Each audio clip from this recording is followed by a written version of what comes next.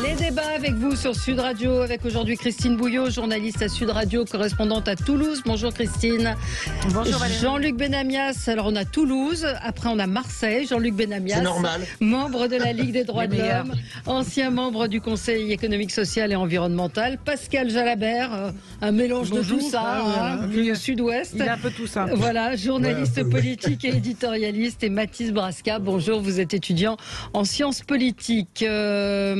Macron en campagne, le réveil, le lièvre et la tortue, c'était l'éditorial d'Éric Revel ce matin, assez bien vu comme toujours.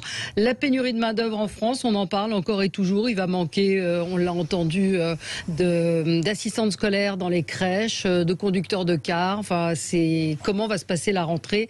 Et puis l'interdiction de la vente des véhicules thermiques en 2035. La France est-elle prête? La France pourra-t-elle assurer cette directive qui a été adoptée hier au Parlement européen? Bref, tous ces sujets avec vous. Commençons avec vos coups de cœur, vos coups de gueule. Mathis, on va commencer avec vous. C'est un coup de gueule. Ouais, c'est un petit peu un coup de gueule. C'est-à-dire que j'étais avec un ami et j'y suis parce que je suis stagiaire. Et... Approchez-vous du Oh, micro. excusez-moi. Oui. Non. C'est un petit peu un coup de gueule. C'est-à-dire que je discutais avec un ami, on est en stage de fin d'études, donc moi je suis stagiaire et lui aussi. Il disait, c'est bien, tu vis chez tes parents, du coup ça te permet un petit peu d'épargner. Ouais. En fait, il me dit, non, parce que je suis en stage aux Nations Unies. Et en fait, l'ONU, il faut le savoir, et toutes les différentes agences, ils ne payent pas la plupart de leurs stagiaires. Pourquoi? Parce qu'en fait, c'est une juridiction un peu internationale qui fait que quand on est en stage, 3 mois, 6 mois, souvent on n'est pas payé. Par exemple, à Genève, 80% des stagiaires de l'ONU ne sont pas payés. Et si on veut avoir un peu des chiffres, aujourd'hui, les stagiaires, ils sont 5000 à l'ONU. Et ils peuvent être jusqu'à 30% dans certaines agences. Donc il y a un vrai système comme ça de stagiaires qui font des stages très longs et qui ne sont pas payés. Et pourquoi en fait c'est vraiment choquant? C'est parce que déjà c'est une sélection sociale qui est énorme.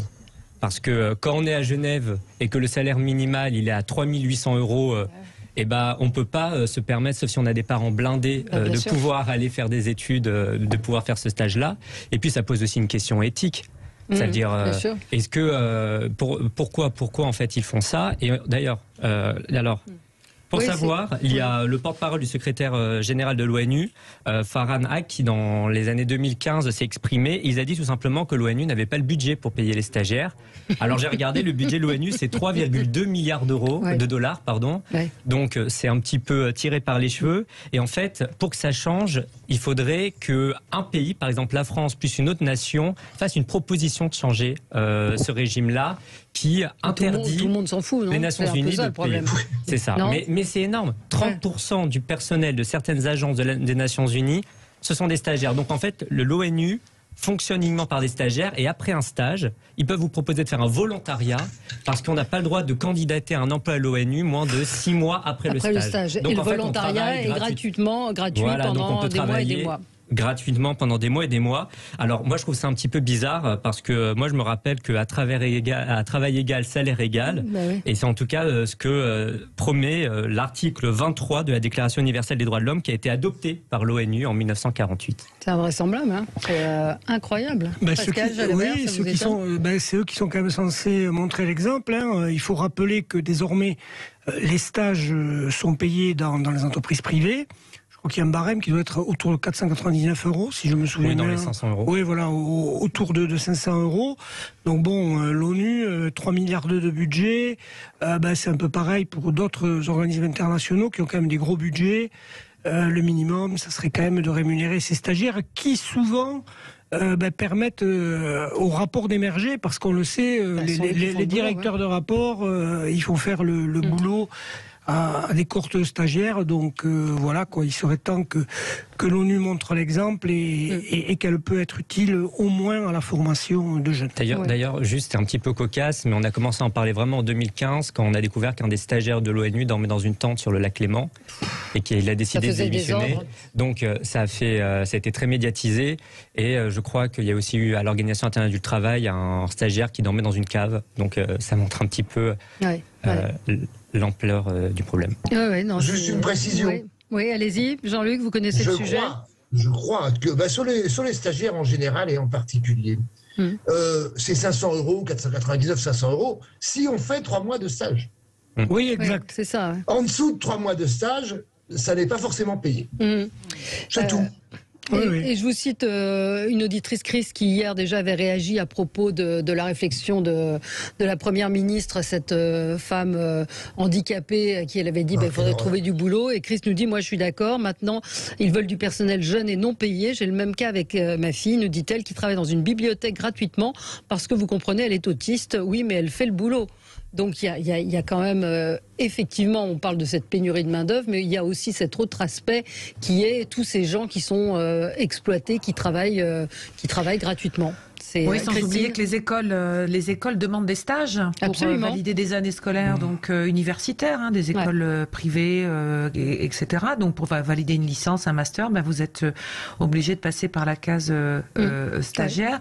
Et d'ailleurs, les derniers chiffres du chômage qui ont été publiés montrent une baisse du nombre, mais qui est en fait faussée, puisque ce sont des contrats d'apprentissage. Beaucoup d'entreprises, dans l'économie sociale et solidaire aussi, utilisent des leviers qui sont ceux des stagiaires, mais aussi des contrats d'apprentissage, parce qu'il y a beaucoup d'aides derrière. C'est des emplois déguisés, mais c'est pas une solution effectivement pour sortir de la spirale de trouver des personnes et de mettre des gens dans l'emploi aussi. Puis on s'en parlait des contrats seniors, bien sûr, où là on est encore loin du compte. Alors puisqu'on parlait des emplois handicapés, dont qu'on a évoqué nous hier aussi, puisqu'on parle des étudiants, je suis tombée hier sur un article qui racontait que, et je l'ignorais, qui parlait de la suppression des épreuves écrites au concours des écoles de journalisme au profit d'une logique dossier parcours de vie. C'est un changement depuis quelques années, puisque le CFJ a supprimé donc le questionnaire de culture générale. C'était en 2018, et l'école recrute maintenant sur dossier oral, comme Sciences Po, comme l'ESJ Lille, enfin l'école de journalisme de Sciences Po.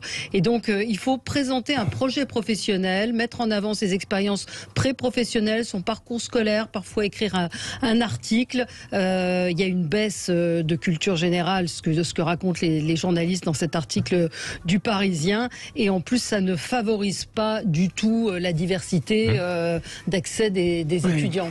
Non, oui, moi j'ai passé... j'ai passé avec succès ce concours en 1984, donc vous voyez, ça ne date pas d'hier, c'était à l'ESJ Lille.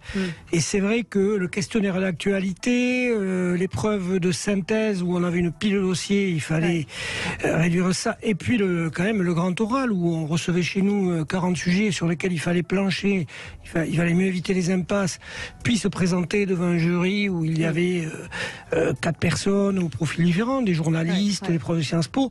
C'était quand même une façon de se préparer à ce qui allait nous attendre pendant les 2 années d'études et puis pendant notre carrière professionnelle.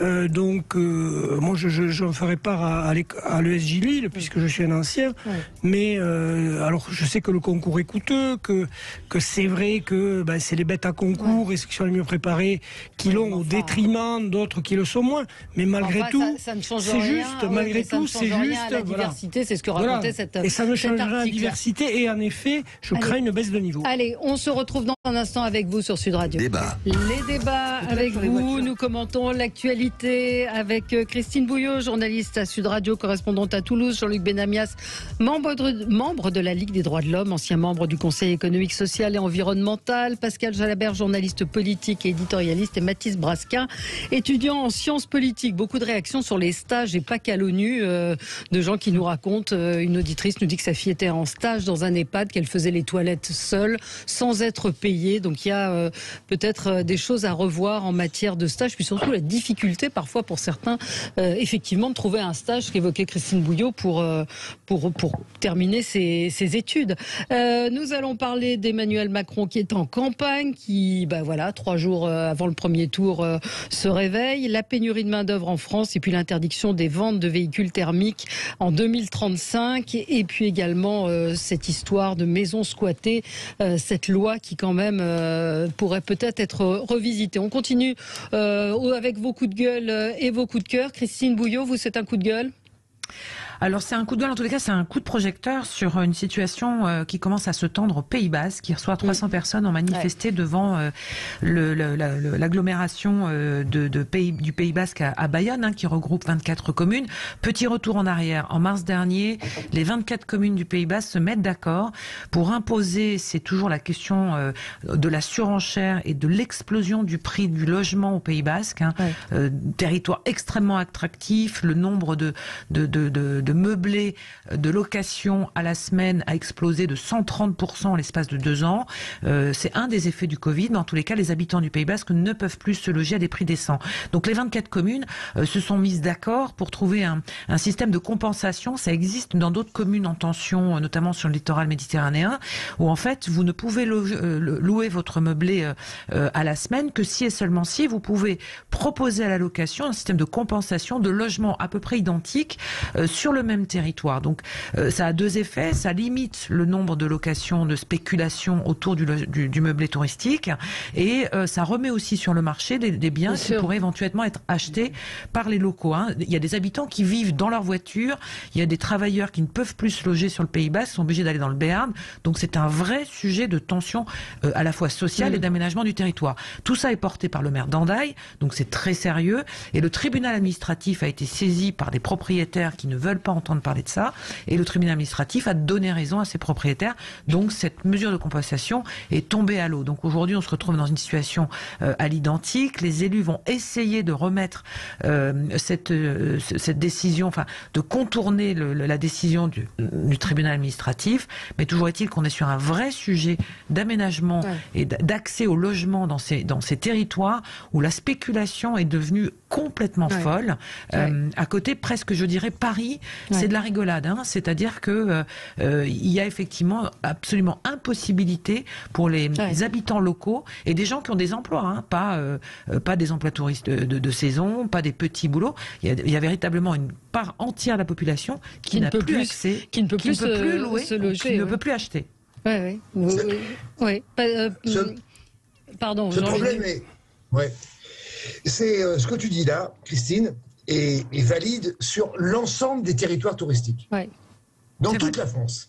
Et c'est une des questions posées d'ailleurs par rapport pour un certain nombre de... Je pense à la Bretagne, tu as parlé du sud évidemment de la France, mais c'est valide vraiment par rapport à toutes les régions touristiques, elles sont heureusement nombreuses en France. Le droit au logement, la possibilité même de louer, devient par rapport à cette façon de... On gagne plus d'argent évidemment en louant à la semaine, en louant sur les vacances, sur les périodes de vacances, que sur les locations annuelles. Et c'est un des problèmes récurrents que défendent un certain nombre de candidatures de députés, quelle que soit l'organisation d'ailleurs, mais ça existe. Vraiment, c'est un sujet central, parce c'est valide pour les locations et c'est valide aussi pour l'achat. Car les prix maintenant d'achat au logement pour vivre là où on travaille dépassent totalement les possibilités salariales de plus de 90% des personnes. C'est Pascal Jalabert. Alors, avec un phénomène qui nourrit cette spéculation et ces difficultés à se loger, c'est qu'en effet le Pays Basque notamment est très attractif et vu la spéculation immobilière, les familles qui peuvent s'y installer, eh bien, ce sont des familles très aisées, je dis même pas aisées, je dis très aisées. Donc leur installation crée des emplois de service qui à l'inverse, sont souvent mal rémunérés et ces personnes-là n'arrivent pas à se loger. Donc on a un espèce d'engrenage qui continue et qui entraîne des situations chaotiques. Aujourd'hui, il faut aller en effet loger en Espagne ou dans le Béarn pour être au Pays Basque. En Bretagne, sur toutes les côtes, les locaux ne peuvent même plus transmettre les biens parce que tout se revend hors de prix. Dans certains coins de Normandie, c'est pareil. Bon, la Côte d'Azur, c'est plus ancien, même si là, les prix semblent s'être stabilisés, ça reste hors d'atteinte. Donc, Sète, Montpellier, en fait, c'est en train de gagner toutes les zones littorales, voilà.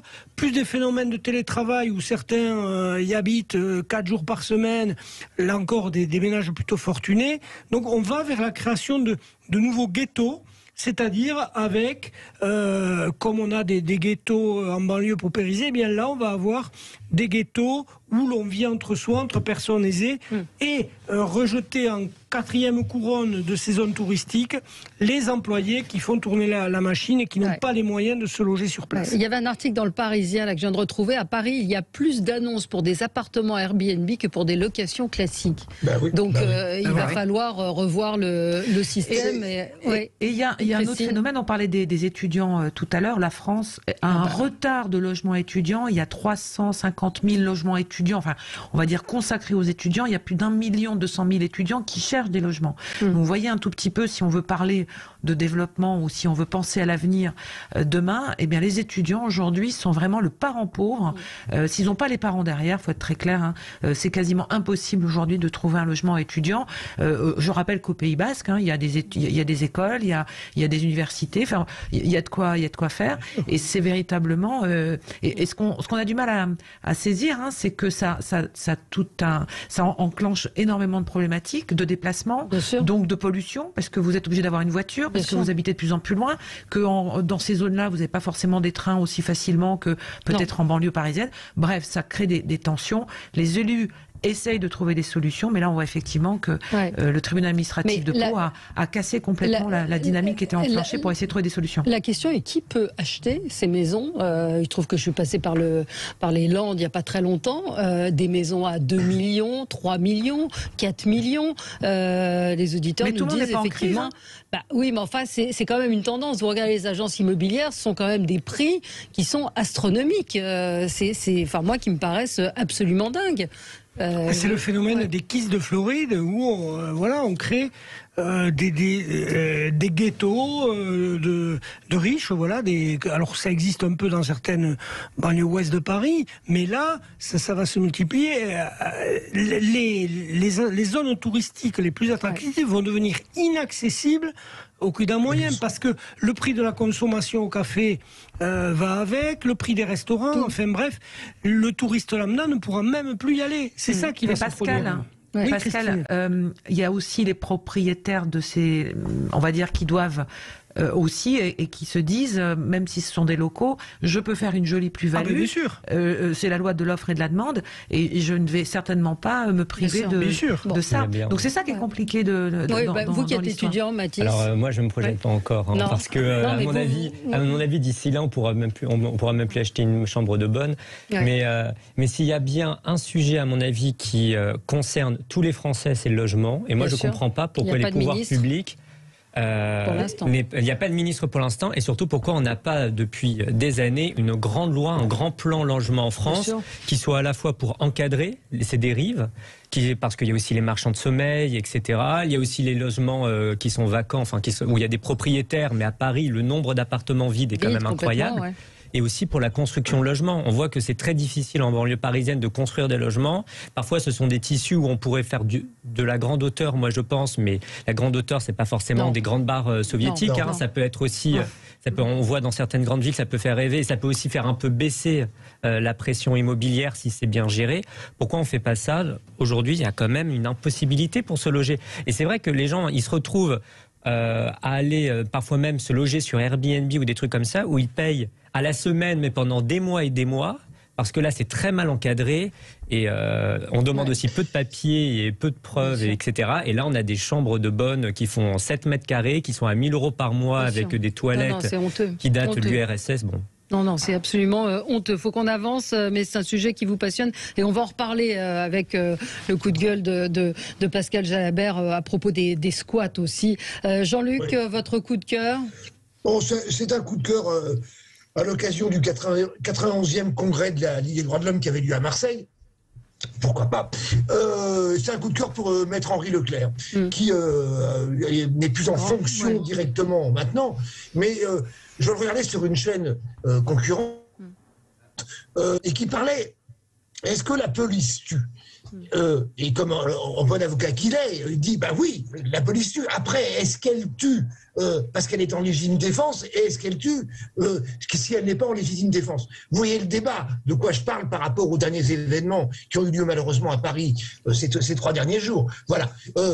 Garçon, je le connais bien, donc je peux dire ça comme ça, mais garçon pondéré, largement modéré, mais la question, quand on parle de la police qui tue, la question, donc, je viens de la signifier en termes rapides, légitime défense ou pas légitime défense. Voilà.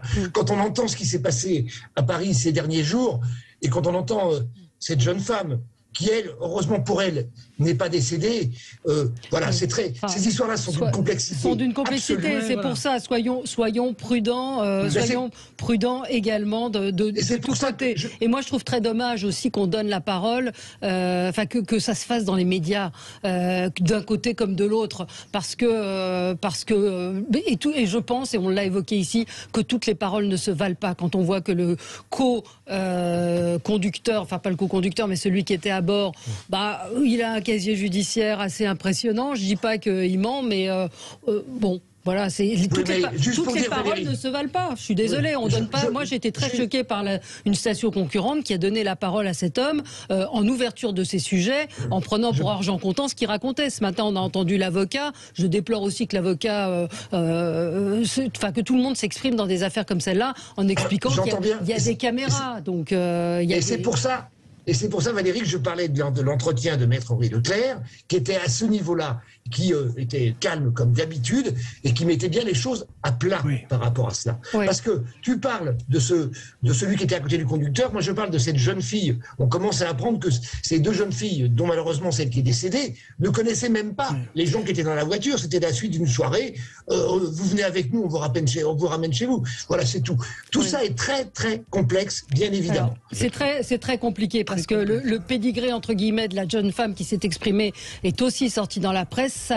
Pas celle qui a été tuée, je parle de celle qui s'est exprimée dans la presse, déjà arrêtée pour des faits de rébellion, de proxénétisme, de violence.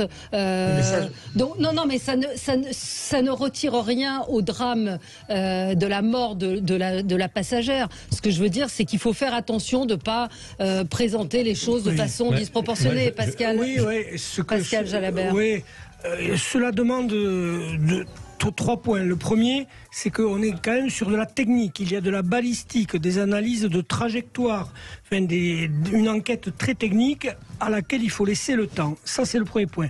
Deuxième temps, c'est ce qu'a dit Maître Henri Leclerc, légitime défense ou pas. C'est la question qui est posée. Troisième question, c'est la proportionnalité, c'est-à-dire que normalement les policiers doivent réagir et ont-ils réagi en proportion du danger qu'ils encourent, etc.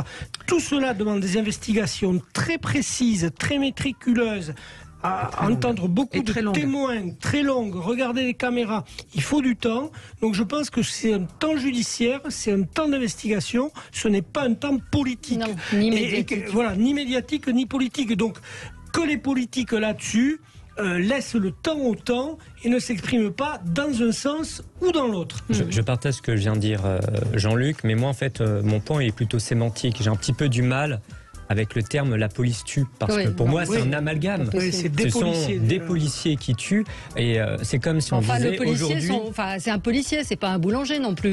Donc le policier tue, il peut arriver que le policier tue dans certaines situations. Mais ça donne l'idée que c'est l'institution qui tue. C'est comme si on disait que l'idéologie tue, on pourrait faire un amalgame et dire par exemple l'islam tue. Je pense qu'on résout pas les problèmes en faisant des amalgames comme ça et en arrivant à des policiers tuent, voir un petit peu où il y a les failles aussi dans l'institution policière, voir aussi s'il y a des failles dans les institutions qui sont là pour contrôler les policiers, mais de là à faire une sorte d'espèce de paquet cadeau, la police tue pour des raisons politiques. Il faut marquer une pause, mais vous pourrez dire un mot dans un instant. À tout de suite. Les débats avec vous, avec Christine Bouillot, Jean-Luc Benamias, Mathis Brasca et Pascal Jalabert. Alors Pascal, votre coup de gueule, c'est un sujet que je voulais traiter suite à cette affaire de squat. Alors je vous laisse ça se passe dans l'Essonne, donc c'est une nouvelle affaire de squat. Alors on avait eu des cas, Christine, à Toulouse, on avait eu également un cas en Bretagne. Enfin, quand on parcourt la presse régionale, on en trouve très régulièrement. Donc là, dans l'Essonne, c'est un couple qui achète une maison, on signe le compromis de vente, et puis entre le compromis de vente et l'acte, il y a une famille avec 4 enfants qui s'installe dans le logement, et quand donc le couple qui a acheté cette résidence dans l'Essonne veut prendre possession du bien, il est squatté. et évidemment les procédures interminables d'expulsion. Bref, ils n'ont pas pu aller s'installer dans le logement qu'ils ont acquis. Donc encore une fois, une dérive d'une loi, Jean-Luc l'avait déjà souligné, qui est mal faite. Parce qu'il y a trop de procédures, parce que les policiers n'ont pas le temps d'intervenir, parce que les juges ont besoin de temps pour traiter, et puis la pénurie de logement, parce que normalement cette famille avec 4 enfants, ils sont hors la loi. Le droit au logement ne donne pas droit à tous, ça il faut quand même le dire. On n'a pas à s'installer comme ça, peut-être pas chez nous, mais cette famille doit être logée quelque part par les pouvoirs publics. Donc des défaillances à tous les niveaux, une loi mal faite, une loi inapplicable, et puis la pénurie de logement. Bref, tout cela est choquant, tout cela est révoltant, et les cas se multiplient et on n'avance pas. Oui, absolument. C'est Élodie et Laurent qui ont acheté cette maison à Olainville dans l'Essonne, et alors qu'ils devaient emménager, ils sont allés voir leur maison. Ils ont vu qu'il y avait une famille avec 4 enfants, famille qui dit qu'elle a elle-même acheté cette maison, sauf que Laurent et Élodie ont un acte de vente, et qu'aujourd'hui ils se retrouvent devant une porte fermée et qu'ils ne peuvent rien faire. Jean-Luc ? Oui, encore une fois une précision. Vous avez à peine 2 jours quand la maison est squattée pour intervenir. Et évidemment, ça ne peut être que la police nationale ou la gendarmerie qui interviennent pour dire à la famille ou aux personnes qui ont squatté ce logement de quitter le logement. Et au bout de 2 jours, Pascal l'a rappelé, ça peut durer extrêmement longtemps, puisque dans le cadre de la loi sur le logement, on ne peut pas expulser les gens du jour au lendemain, même s'ils squattent. Ouais. Oui, non, mais c'est terrifiant. Quelqu'un ici a hérité d'une maison, d'une petite maison en Seine-Saint-Denis, et on lui a tout de suite conseillé de faire murer cette maison pour ne pas qu'elle soit squattée. Vous vous rendez compte ? Donc il a payé, je crois que c'est 1 000 ou 2 000 euros pour faire fermer la maison avec des briques, les fenêtres, le nombre de maisons murées se multiplie dans les villes, y compris c'est un promoteur qui en parlait, donc ils achètent des maisons à des héritiers pour les détruire et puis faire des immeubles après. Eh bien, dès qu'ils ont acheté, ils vident, ils murent, ils rendent inhabitable, parce que sinon ça peut être squatté et ils ne peuvent pas mener à bien le projet immobilier. Donc, dans un pays où on est en manque de logement, c'est quand même assez scandaleux. Jean-Luc, j'ai pas eu chez la construction, mais on avait promis 500 000 logements par an. Je crois qu'on n'en a même pas fait 250 000 l'an dernier. Christine, oui, alors après, effectivement, sur le sujet, il y a eu donc effectivement, Pascal, tu en parlais, des faits dans la région, sur la région toulousaine, des squatteurs qui ont en fait fini par partir parce que ce sont les voisins qui sont intervenus. Il y a une mobilisation parce que les gens voulaient vendre cette maison qui appartenait à un vieux monsieur qui en avait besoin pour payer sa maison de retraite. Bref, c'est à chaque fois de toute façon des drames. Ça, c'est très clair. Donc pour les familles, pour ceux qui ont ce bien-là, pour ceux qui veulent l'utiliser. Et après, quand vous le récupérez aussi, il faut voir dans quel état c'est. Et donc ça décourage aussi à la location ou au retour sur le marché locatif ou de transaction. Des gens qui disent, moi, je ne veux pas le louer ou je ne veux pas rentrer là-dedans parce que quand j'ai ce risque-là, où ça m'est déjà arrivé, et les gens sont partis, ont tout laissé dans un état que... Oui, mais c'est pas la même chose, c'est pas le même sujet, le squat et des gens qui louent à des gens le squatteur, quand vous avez une maison et que vous finissez le bout du bout par la récupérer et que vous voyez dans l'état où c'est, vous dites j'ai pas très envie, j'ai plus envie de rentrer. Mais là, ce sont des gens à qui on n'a même pas loué, qui sont là sans titre ni droit. Ils disent qu'ils ont acheté, qu'ils ont payé à je ne sais qui. Ils n'ont pas de papier, donc c'est une occupation totalement illégale dans ce cas-là. C'est une occupation illégale, mais aux yeux de la loi, ils y sont entrés, et pour l'instant, comme ils sont en plus une famille avec enfants, ça va être compliqué effectivement de les déloger, dans tous les cas dans les délais impartis, parce que 48 heures pour le propriétaire, souvent c'est sur un week-end par exemple, vous n'êtes pas là, vous absentez, c'est difficile de constater que votre logement est squatté. Moi j'en ai connu autour de moi qui s'est arrivé, et en l'espace de 4 jours, effectivement la boîte aux lettres est au nom du nouveau entre guillemets locataire qui n'en est pas A1 qui est un squatteur, et puis vous vous retrouvez avec cette difficulté-là, et personne ne peut intervenir rapidement. Voilà, la solution, c'est peut-être de mettre des alarmes, mais ça coûte de l'argent. Si ça change, c'est que vous êtes alerté, il y a une société de surveillance, mais ça vous coûte, je disais dans le Parisien, ça vous coûte 40 euros. Alors il y a des solutions maintenant dans les magasins de bricolage où vous avez des caméras, ça dissuade quand même les gens de rentrer, mais si vous êtes relié à un service de vidéosurveillance, ils interviennent, ils préviennent le commissariat. Mais c'est vrai que c'est très compliqué, Mathis. Je suis d'accord avec ce que vous venez de dire. Après, je rejoins ce qui a été dit sur le fait que c'est un problème de fond aussi. Il y a vraiment le problème de pénurie. En dehors de tout ce qui est du cadre législatif, il y a le problème de pénurie de logements.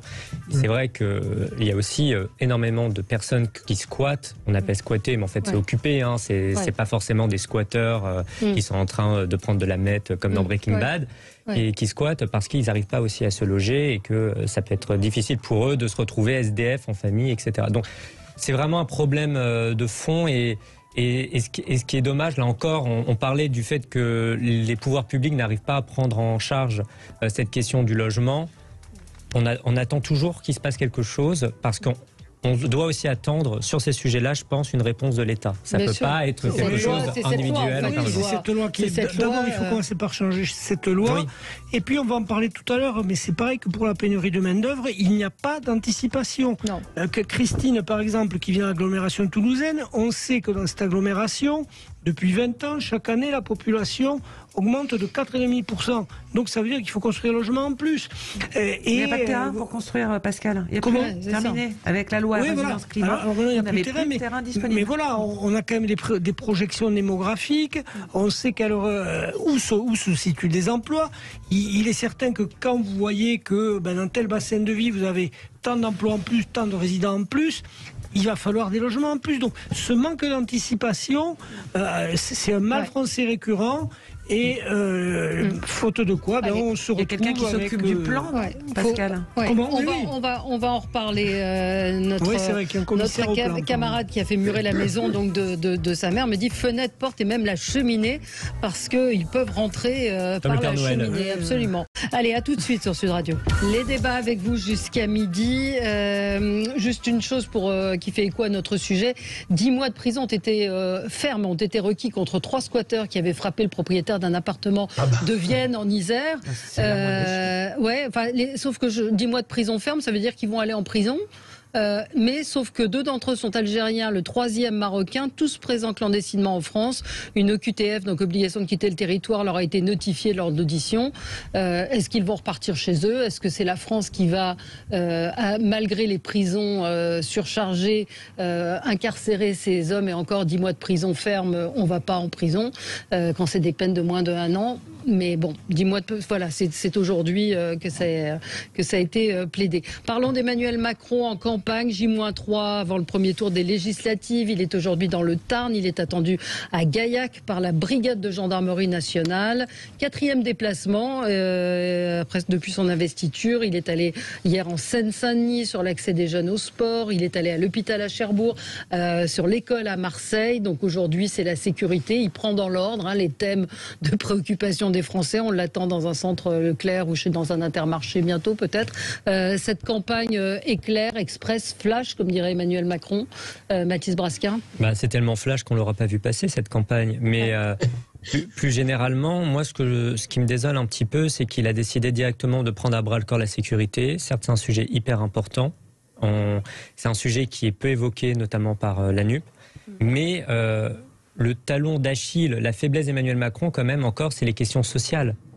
Et je pense notamment à des sujets qu'il a présentés comme des choses totalement essentielles pour la France, mais dont il n'a finalement fait l'éloge d'aucune notification, d'aucun programme. C'est l'éducation.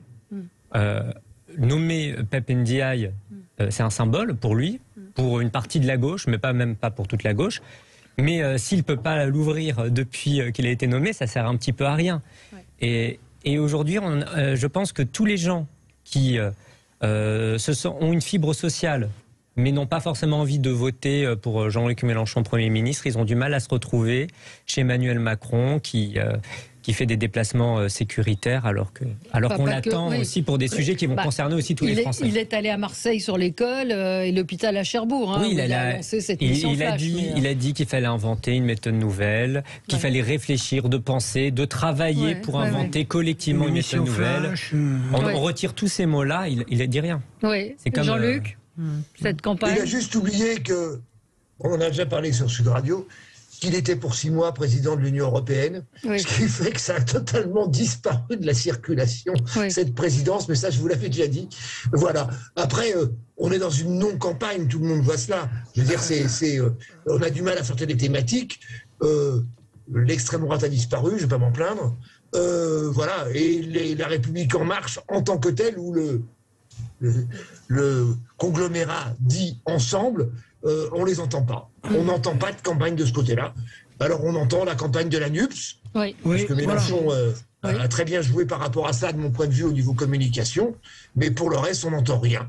Aucune thématique n'est sortie de cette campagne. On n'a entendu personne. D'ailleurs, les chiffres, on l'a évoqué dans le zapping avec Gilles Gansman, les chiffres qui sont sortis de temps de parole sur les chaînes d'infos et sur les radios est assez éloquent. 72% de la NUPS sur LCI, 60% sur France Inter. Christine ? Oui, alors avec cette problématique, c'est que on ne sait pas s'il faut que les candidats évoquent les sujets locaux ou les sujets nationaux. C'est une élection qui concerne effectivement nos représentants et sur le terrain ils le disent eux-mêmes. C'est une campagne qui est compliquée parce que en plus les électeurs aujourd'hui ont la tête ailleurs, très honnêtement.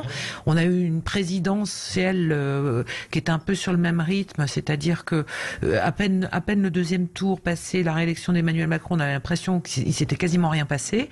Et donc aujourd'hui, on est dans une campagne où on pose pas les vrais sujets sur la table.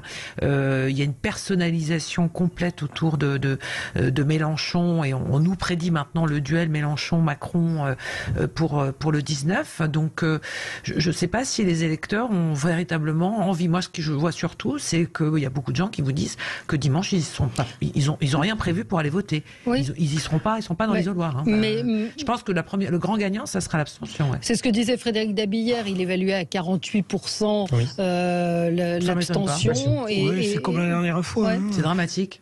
Oui, ça serait comme la dernière fois, mais enfin, il y a quand même une offre qui est assez large. Votez pour le parti animaliste à la limite, mais allez voter, déplacez-vous, c'est un droit fondamental. J'ai un auditeur qui disait qu'il a reçu la propagande électorale, c'est comme ça qu'on l'appelle, et qu'il n'arrive pas à distinguer très bien qui dit quoi. C'est-à-dire que les candidats n'affichent plus de parti. Non, les candidats n'affichent plus de parti, mais encore une fois, il y a eu quand même un choix stratégique de la majorité d'une non-campagne. C'est-à-dire que ça avait fonctionné pour la présidentielle et la majorité a voulu faire la même chose pour ces législatives.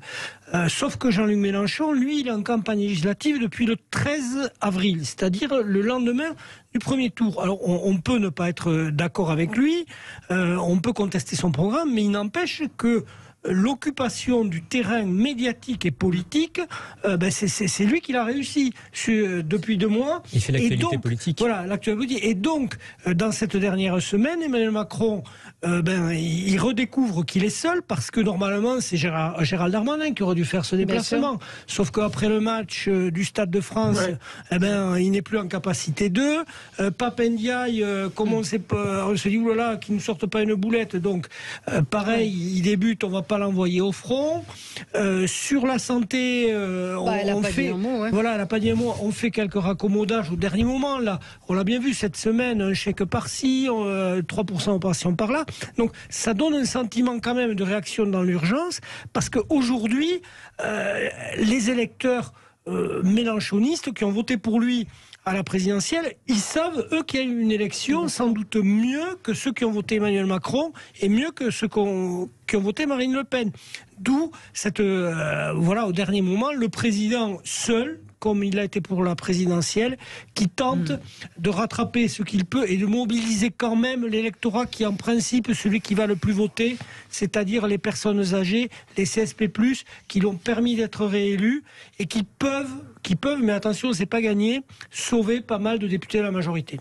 Ouais, ce qui peut être paradoxal, c'est que le vote La République en marche, enfin en tous les cas pour Emmanuel Macron, pourrait être sauvé par les campagnes, puisque les villes ont beaucoup voté Mélenchon pendant la présidentielle, et donc on pourrait avoir cette espèce de paradoxe que finalement le vote rural pourrait sauver la majorité présidentielle. Alors, avec un petit bémol, les électeurs de gauche et de droite iront-ils au second tour au secours des candidats En Marche, comme ils l'ont fait quand même à la présidentielle pour aller voter Macron le 26 avril. C'est-à-dire que au second tour, il a quand même récupéré une grande partie des électeurs, y compris de Jean-Luc Mélenchon, pour s'imposer avec 58%. Là, ça va quand même être un peu plus difficile de réveiller tout ce monde. Oui, Mathis, non, c'était juste qu'il n'y a pas vraiment de secret. Si on n'entend pas aujourd'hui LR ou le Rassemblement national, c'est parce qu'eux-mêmes ne s'entendent pas. Oui. C'est-à-dire qu'ils n'arrivent absolument pas à dire pour qui ils font campagne, quel programme ils défendent, s'ils sont certains plus proches ou non de la majorité présidentielle, ou de Marine Le Pen, ou d'Éric Zemmour, etc. Et finalement, on se retrouve dans une forme de bipartisme entre deux programmes qui se veulent radicalement différents, mais qui n'arrivent pas à débattre aujourd'hui parce que le président a décidé de ne pas vouloir débattre. Mais je vois beaucoup d'auditeurs qui râlent, qui fustigent Macron. Mais allez voter, votre bulletin compte. Ne vous plaignez pas dans votre coin, allez voter. Il y a suffisamment aujourd'hui d'offres de droite, extrême droite à gauche, extrême droite, gauche en passant par le parti animaliste, si vous voulez. Moi, je n'ai pas voté pour le parti animaliste en 2017 parce qu'il n'y avait aucun député dans ma circonscription qui me plaisait. Oui. Et ils avaient quand même 2-3 mesures sur les élevages et...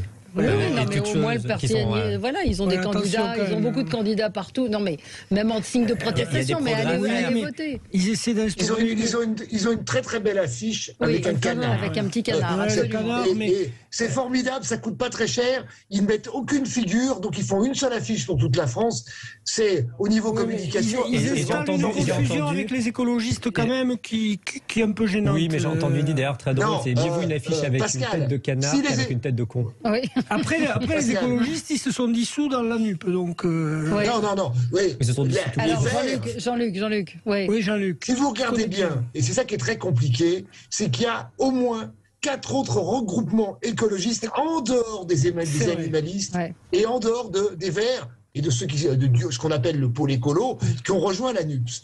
C'est à ce niveau-là, quand les gens vont recevoir leurs enveloppes, ça commence à arriver, c'est très tardif à Marseille comme d'habitude, pour les professions de foi, ils vont être surpris de voir un nombre de candidats qu'ils ne connaissent ni d'Ève ni d'Adam et de sigles qu'ils ne connaissent ni d'Ève ni d'Adam.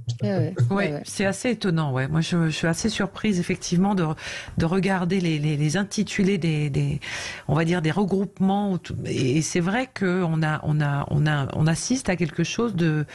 Enfin, on est obligé il y a un nom et derrière il faut expliquer ce que c'est que ce nom. Hein. C'est majorité présidentielle, c'est le regroupement de la Nouvelle Alliance. Enfin, il y a véritablement un espèce on masque les partis politiques, ils ont complètement disparu pour beaucoup, et on a des sigles, on a des appellations qui, je pense, le jour dans l'isoloir, le jour J dimanche, va laisser beaucoup de personnes un peu circonspectes, en tous les cas, se demander qui est qui. Hein. Après, Christine, il y a partout la photo de Mélenchon, de Macron et de Le Pen. Oui, c'est vrai c'est pour ça clair, mais sur d'autres, ça ne l'est pas. C'est la tête de gondole, hein. C'est ça. Hein. C'est pour ça que ces trois regroupements, on va appeler ça regroupement parce que ce sont des regroupements, vont faire 80% des voix, en gros, et les autres formations vont se partager 20%. Christian Jacob, on ne le voit pas.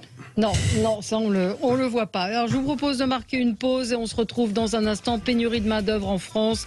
Si on a le temps, on parlera des voitures électriques. À tout de suite. Les débats avec vous. Écoutez, il faut choisir entre deux sujets. Donc parlons, et c'est l'actualité de la voiture électrique. Peut-on interdire la voiture thermique d'ici 2025 ? L'Europe a donc décidé 35, pardon. Oui. L'Europe a donc décidé de passer à la vitesse supérieure. Fin des ventes de voitures neuves à moteur thermique d'ici 2035. Donc c'était hier au Parlement européen. Qu'en pensez-vous ? Est-ce qu'on peut être prêt ? Est-ce que c'est une bonne solution ? C'est une décision importante pour l'avenir de la planète. Est-ce qu'on sera en mesure de le faire, Pascal Jalabert ? Moi, je suis très sceptique sur la voiture électrique. Alors d'abord, sur son côté écologique, il faut rappeler quand même que les 2 premiers constructeurs, Tesla et Dacia, sont fabriqués en Chine. Que on ne sait pas recycler les batteries, que pour fabriquer ces batteries, il faut extraire du cobalt. Ça se fait souvent dans l'ex-Zaïre, dans la RDC. Ce sont des enfants qui travaillent dans les mines, qu'on assèche les salars d'Amérique du Sud, notamment celui d'Uyuni, à la limite de la Bolivie et du Pérou. Voilà, donc ça c'est le côté écolo qu'on peut remettre en doute. Ensuite, les bornes électriques, il devrait y en avoir 100 000, qu'Emmanuel Macron a promis à fin de ce quinquennat. On arrive péniblement à 60 000. Comment on fait dans l'habitat collectif pour recharger les véhicules? Bon, quand on a une maison à garage, ça va. Quel est le prix de ces voitures? Pour le moment, ça reste hors de portée des ménages modestes et même des classes moyennes. Donc voilà, il y a beaucoup de... Et puis, dernier point que j'allais oublier, c'est qu'il va quand même falloir produire beaucoup d'électricité. Donc est-ce qu'on construit des centrales? Comment on produit cette électricité? Bref, il y a encore beaucoup de questions sur la table. On est déjà en 2022. Il serait peut-être urgent de planifier tout ça, que ce soit de la fabrication jusqu'au recyclage des batteries et à l'usager. En tout cas, on n'est pas prêt. Donc, 13 ans, est-ce que ça suffit pour y arriver? Ça, je ne sais pas. C'est la fabrication, pour être précis, des voitures thermiques et la vente des voitures thermiques. Après, il y aura toujours des voitures à essence qui seront des voitures d'occasion, qui continueront de rouler. Mais est-ce qu'en 13 ans, on aura démocratisé la voiture électrique? Est-ce que techniquement, on sera prêt? Est-ce que socialement, on sera prêt? À voir, mais en tout cas, pour moi, j'ai pas vu de planification globale qui permette d'atteindre l'objectif. Il y a quelques mois, quand même, Renault a annoncé qu'il voulait faire du 100% électrique à partir de 2030. Donc déjà, on a en France, entre guillemets, un géant qui veut faire de l'électrique. Après, il faut peut-être parier, et c'est aussi le rôle, à mon avis, de modifier un peu notre marche du monde sur un changement de la mondialisation. Ça veut dire qu'on fabrique beaucoup en Chine, mais il semble qu'on va fabriquer de moins en moins en Chine parce que la Chine va de plus en plus travailler pour les pays qui lui sont frontaliers et on a une polarisation du monde. Est-ce que c'est le moment aussi de reproduire des voitures en Union européenne? C'est plus ou moins possible. D'ailleurs, Tesla, ils produisent maintenant en Allemagne. Ils n'ont pas réussi à produire en France parce qu'ils ont vu le parcours législatif pour pouvoir faire leur super factory dans le nord de la France. Ils ont été découragés, ça aurait pris 30 ans, alors du coup ils sont vers Berlin. Et ils produisent aussi aux États-Unis. Donc aussi à nous de faire en sorte, planifier comme vous avez dit, que ces grands industriels, ils produisent au moins dans l'Union européenne et pas dans le nord de l'Afrique, etc. L'autre sujet, c'est la dépendance énergétique. Le nucléaire, il va falloir parier dessus un petit peu encore, parce que si on veut sortir du nucléaire et avoir des voitures et des transports électriques en général, parce que tout le monde ne peut pas faire 50 km à vélo par jour, il va falloir avoir une énergie qui est pas trop chère, parce que le nucléaire, ça reste pas si cher que ça, malgré ce qu'on entend, et qui surtout tient sur la durée. Alors juste, vous allez répondre, Jean-Luc, je vous sens frétiller, mais Xavier nous dites à votre chroniqueur que le salar de Uyuni est en Bolivie et non au Pérou. Je suis allée, c'est en Bolivie, exact. Et c'est catastrophique pour ce merveilleux paysage à 5000 mètres d'altitude. Oui, Jean-Luc, alors... Bon, une fois de plus... J'entends, on est bien en France, on est le seul pays du monde à penser que le nucléaire est l'avenir de la production énergétique électrique. Le seul pays au monde, il n'y en a pas un seul autre. Donc, ok, continuons. Ce ne sera pas si simple. J'ai lu, comme si vous ne l'avez pas lu, je vous le rappelle, que les centrales nucléaires, par exemple, sur la vallée du Rhône, vont manquer cet été d'eau pour refroidir, puisque l'eau qui sort maintenant même du lac Léman et du Rhône est une eau qui sort trop chaude. Donc voilà, premier problème. Deuxième problème, encore une fois, nous sommes les seuls à penser que remettre des EPR sera l'avenir de l'humanité. Aucun des EPR aujourd'hui en construction ne fonctionne réellement, même en Chine. Bon, j'ai dit cela. Par ailleurs, moi je pense que pour 2035, il est possible d'avoir des usines qui produisent des automobiles électriques, notamment en France. On a de grands constructeurs qui ont pris un peu de retard, certes, mais qui sont en train de le rattraper, que ce soit Renault, Citroën, Peugeot et ainsi de suite. Voilà. Alors après, est-ce que c'est la réponse à tout? Bien évidemment, il n'y a pas uniquement une seule réponse. Tu as eu raison, Valérie, de rappeler que à ce niveau-là, les autres voitures pourront continuer à circuler, et c'est plus qu'heureux pour la plupart des personnes qui ont des revenus relativement faibles et qui n'ont pas de quoi, aujourd'hui et peut-être même en 2035, acheter une voiture électrique. Ça coûte très cher. Christine, oui. Allez-y, finissez, Jean-Luc. Non, j'ai fini. Voilà, bon, Christine. Alors, on oublie aussi dans le dossier là, c'est en fait la course a déjà commencé, c'est la transformation des batteries. Pascal, tu parlais effectivement de ces batteries électriques qui sont fabriquées en Chine, mais il y a une course actuellement qui se situe ailleurs et notamment en France et dans le Sud-Ouest autour de la batterie du futur qui va sortir effectivement de tout ça. Et ça, il y a une véritable compétition qui est en train de se créer. Donc, je pense que le délai est aussi en corrélation avec ce que les industriels ont déjà et d'ores et déjà les Français, les Allemands notamment lancés dans leur secteur et pour leur filière d'approvisionnement. Renault vient d'acheter effectivement des sites de production pour les batteries, je crois du côté du Sud-Ouest. Enfin bref, il y a énormément de choses qui sont en train de se passer. L'Espagne est en première ligne aussi sur ces batteries du futur. Donc on voit bien que il y a un alignement des planètes autour de tout ça. Alors, ça fait tellement longtemps qu'on dit que la voiture est le premier site, le premier facteur. Finalement, que le continent européen ou que l'Europe, ce marché de 450 millions d'habitants, avec des millions de véhicules, prennent cette décision ou votent cette décision au Parlement européen. On a souvent dit que l'Europe est en retard de beaucoup de choses. Moi, je trouve qu'au contraire, peut-être que il y aura beaucoup de choses encore et tout n'est pas forcément parfait, mais c'est quand même un signal important. Il y a une transformation qui est en train de se mettre en place. Quoi qu'on dise, c'est quand même une décision qui est prise et qu'il faut peut-être aussi saluer pour les générations qui viennent. Alors, il y a des enjeux colossaux, mais on saluerait cette décision si elle était prise en Chine. Peut-être qu'on peut la saluer si elle est aujourd'hui prise en Europe. Je ne sais pas, ça me paraît pas inutile, quoi. J'aimerais réagir très rapidement sur ce qui a été dit juste avant. Alors tout n'est pas parfait, hein. Je dis pas il y a des bornes électriques qui manquent, comment on va faire pour alimenter tout ça. Je l'entends, je le vois, mais il faut bien commencer quelque part. Hein. J'aimerais réagir très rapidement sur ce qui a été dit avant, parce que c'est un débat, c'est vrai, qui passionne les Français, le nucléaire. J'ai pas du tout dit que le nucléaire était l'alpha et l'oméga de l'énergie. Non, mais qu'il allait falloir réfléchir à comment on va dans le moyen terme, en tout cas, on ne peut pas se désolidariser totalement du nucléaire. Et après dire que la France est le seul pays qui veut aujourd'hui réinvestir dans le nucléaire, la Chine, qui est quand même aujourd'hui la première puissance mondiale avec les États-Unis, veut réinvestir dans le nucléaire. L'Allemagne est en train de changer totalement sa position. Il y a eu des enquêtes d'opinion assez récemment qui montrent que ils ont peut-être envie de rouvrir quelques centrales et que il y a la question du climat, notamment de l'eau chaude. Après, l'eau chaude, c'est aussi l'eau chaude. Il ne faut pas augmenter l'eau des cours d'eau après. Donc après, c'est aussi des normes. Est-ce qu'on ne pourrait pas augmenter l'eau des cours d'eau Erreur. Avant. Pour refroidir. Il y a les deux. Mais pour refroidir un réacteur en froide. Oui, bien sûr. Mais il y a les deux. Et pour le reste, je ne vais pas polémiquer plus longuement, hein, c'est pas le problème. Mais clairement, si en Chine, ils relancent et qu'ils lancent du nucléaire, ça permettra tout au plus de produire 10% des besoins énergétiques chinois, même avec 10, 15, 20 EPR s'il marche. Donc attention à tout cela. Il y a plein de problématiques. Il y a la problématique évidemment. C'est ce que disait Pascal Jalabert. C'est quand même un global, une réflexion globale à avoir du début à la fin de la production. Il est urgent de tout planifier et de mettre tous les points sur la table, parce que si un maillon de la chaîne, je vais vous donner le plus simple, c'est les bornes électriques. Si tous les Français n'ont pas une borne électrique près de chez eux ou sur la route de leur travail, de leurs vacances, ça ne fonctionnera pas. Et puis que l'autonomie des batteries augmente aussi.